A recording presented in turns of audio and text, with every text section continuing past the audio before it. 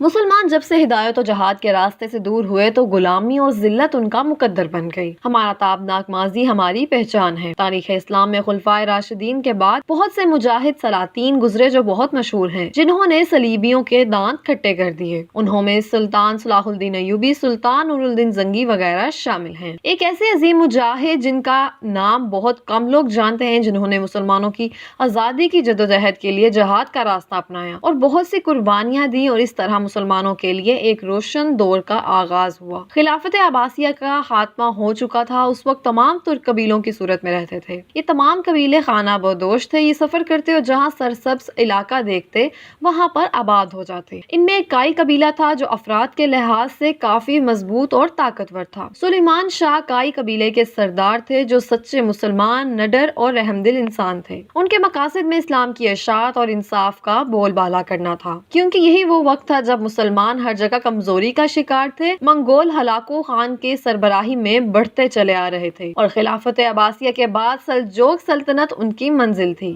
صلیبی اپنی سازشوں کے جال بن رہے تھے۔ مسلمانوں کی مضبوط اور طاقتور سلجوق سلطنت اب زوال کے قریب تھی۔ ان حالات میں ضروری تھا کہ مسلمانوں کی تعداد کو بڑھایا جائے۔ سردار سلیمان شاہ کے 4 بیٹے تھے جو بہت بہادر اور جنگجو تھے۔ سلیمان شاہ تمام ترک قبائل کو متحد کرنا چاہتے تھے تاکہ مسلمانوں کو صلیبیوں کی ریشہ دوانیوں سے بچایا جا سکے۔ شام کے علاقے پر سلطان صلاح الدین ایوبی کے پوتے سلطان ملک العزیز ایوبی کی حکومت تھی۔ صلیبی دونوں سلطانوں کو آپس میں لڑانا چاہتے تھے تاکہ اس خطے میں مسلمانوں کو کمزور کر کے ان کا خاتمہ کر سکے۔ سردار سلیمان شاہ نے ان سازشوں کو ختم کرنے میں بڑا کردار ادا کیا، جس کی وجہ سے ایوبی سلطان کائی قبیلے کے دوست بن گئے اور سلجوق سلطان کی بھتیجی خلیمہ سلطان کی سلیمان شاہ کے بیٹے ارطغرل سے شادی ہو گئی۔ سردار سلیمان شاہ کی وفات کے بعد ارطغرل کائی قبیلے کے سردار بنے۔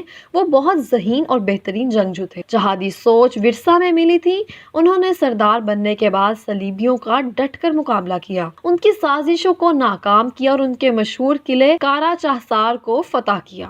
بہادری، شجاعت اور وفاداری کی وجہ سے سلطان علاء الدین نے ارطغرل غازی کو تمام قبائل کا سردار اعلیٰ اور اناطولیہ کے سرحدی علاقے کا نگران بنا دیا۔ ارطغرل غازی کے ہاں 3 بیٹے گندوز، ساؤچی اور عثمان پیدا ہوئے۔ عثمان سب بھائیوں میں چھوٹے تھے۔ ارطغرل غازی نے ان کی دینی اور جنگی تربیت کی اور وہ بڑے ہو کر والد کے شانہ بشانہ جہاد میں شامل ہوتے رہے۔ ارطغرل غازی ایک مقصد کے لیے لڑ رہے تھے۔ انہوں نے منگولوں کے بڑے بڑے سپہ سالار قتل کیے، جن میں نویان مشہور ہیں۔ سلجوق سلطنت منگولوں کے ہاتھوں ختم ہو چکی تھی اور ارطغرل نے تمام ترک قبیلوں کو سوگوت میں اکٹھا کیا، صلیبیوں سے چھینے گئے علاقوں کو ایک ریاست کی شکل دی اور تعلیم و تربیت کے لیے درسگاہیں تعمیر کی گئیں تاکہ لوگ جدید علوم سے بہرہ رو ہو اور اس طرح مضبوط اسلامی معاشرے کی بنیاد رکھی جا سکے۔ ارطغرل غازی نے منگولوں کا خاتمہ کرنے کے لیے فیصلہ کن جنگ کا ارادہ کیا اور اس مقصد کے لیے منگول سلطان برقا خان جو مسلمان ہو چکے تھے اور مصر کی سلطنت رکن الدین بیبرس کو آمادہ کیا اور طے پایا کہ ایک بڑی فوج تیار کی جائے جس میں تمام ترک قبائل بھی شامل ہوں۔ اناطولیہ میں فیصلہ کن جنگ کا آغاز کیا گیا۔ اس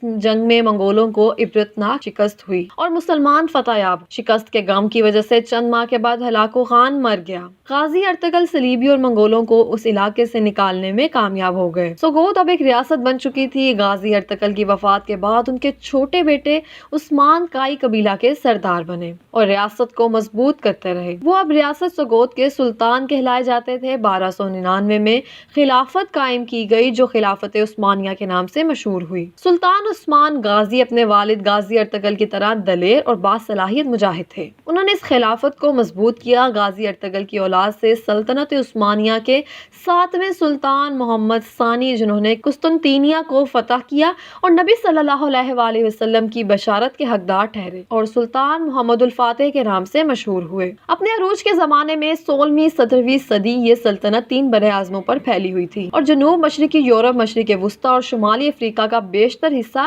اس زیر نگین تھا۔ اس عظیم سلطنت کی سرحدیں مغرب اور آبنائے مشرق بحیرہ قزون اور خلیج فارس اور شمال میں آسٹریا کی سرحدوں سلوواکیہ اور کریمیا موجودہ یوکرین سے جنوب میں سوڈان، صومالیہ اور یمن تک پھیلی ہوئی تھیں۔ اس کے ساتھ ہی آپ کو بتاتے چلیں امریکہ کی معروف دوا ساز کمپنی نے مہلک ترین کورونا وائرس کی ویکسین کی تیاری سے متعلق بڑا دعویٰ کیا۔ تفصیلات کے مطابق چین سے پھیلنے والے کورونا وائرس نے چند ماہ کے دوران ہی ساری دنیا کو اپنی لپیٹ میں لے لیا ہے، جس کے باعث دنیا بھر میں 16 لاکھ سے زائد افراد متاثر ہو چکے ہیں۔ وائرس کے باعث ہزاروں کی جانیں جانے کے باوجود ابھی تک اس کی ویکسین تیار نہیں کی جا سکی۔ البتہ کچھ ممالک اور سائنسدانوں نے اس جان لیوا وائرس کی ویکسین تیار کرنے کا دعویٰ ضرور کیا تھا۔ اب معروف امریکی دواساز کمپنی نے ویکسین کی تیاری میں بڑی پیش رفت کا دعویٰ بھی کیا ہے۔ امریکی میڈیا کا کہنا ہے کہ کمپنی امریکی حکومت کے تعاون سے ویکسین کی تیاری میں مصروف ہے۔ کمپنی کے چیف سائنٹیفک آفیسر نے امریکی میڈیا سے گفتگو کرتے ہوئے بتایا کہ ویکسین کی تیاری پر جنوری سے کام شروع کر دیا گیا تھا۔ ان کا کہنا ہے کہ ویکسین کی تیاری پر تیزی سے کام جاری ہے۔ انسانوں پر کلینکل ٹرائل ستمبر سے شروع کر دیں گے، جبکہ ویکسین جنوری 2021 میں استعمال کے لیے دستیاب ہوگی۔ ان کا کہنا تھا کہ ابتدا میں پوری دنیا میں 1 ارب ویکسین فراہم کی جائے گی۔